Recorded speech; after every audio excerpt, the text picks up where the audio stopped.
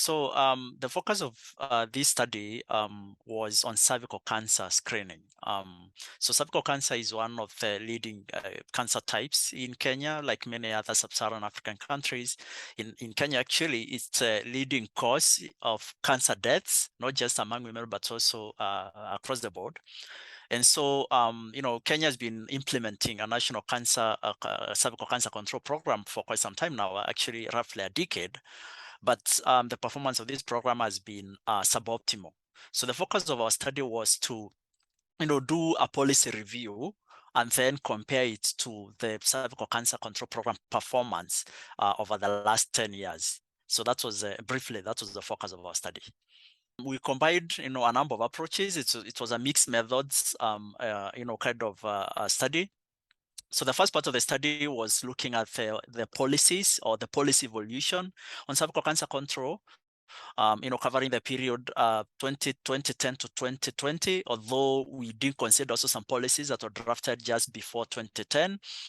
And so for that, we, did a scoping review with our data sources being the Ministry of Health archives, both physical and also the electronic archives of, policy documents from the Ministry of Health.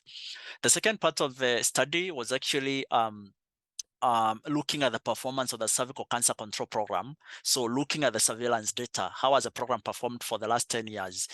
That's 2010 to 2020, looking at the key, cancer screening statistics. So the screening coverage, the screening test positivity, the linkage to care, reach of the, the screening targeted age group. That's the women between the ages of 25 to 49. So these are the critical, variables for cervical cancer control in Kenya. So we looked at that and then looked at the trends from 2010 to 2020.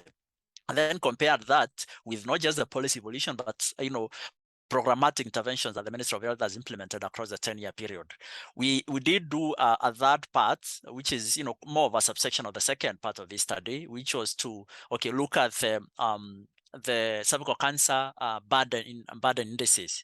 So by burden, I mean cervical cancer incidence, cervical cancer mortality, and cervical cancer, disease burden in terms of disability adjusted life years, or what we call DALYs.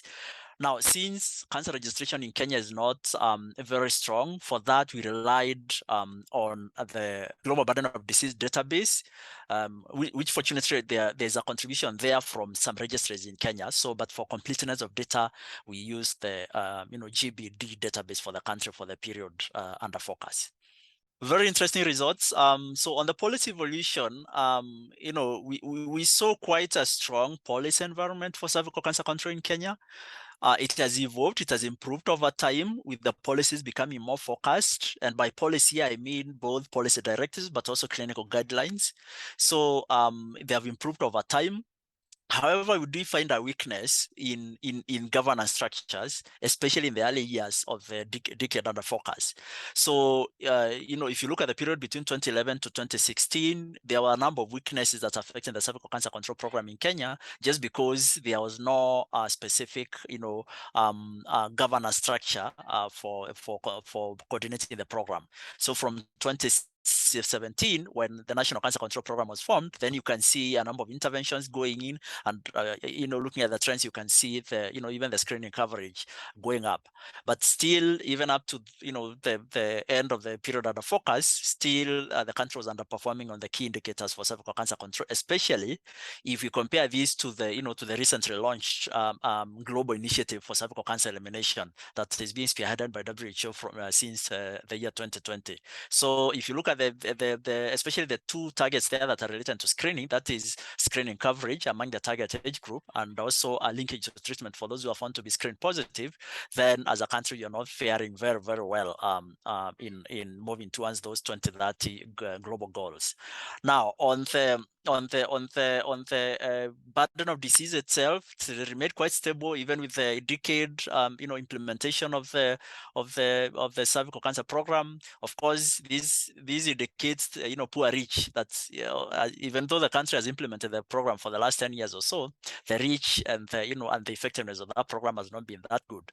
And so, if you look at the burden of disease itself across the 10 years or so, it has remained quite stable. Even if in some indices there are some changes, they are very, very minimal. Here we're talking about a disease that if a country launches very effective control programs, then as you can see from examples from other high income countries, the disease burden can actually go down drastically.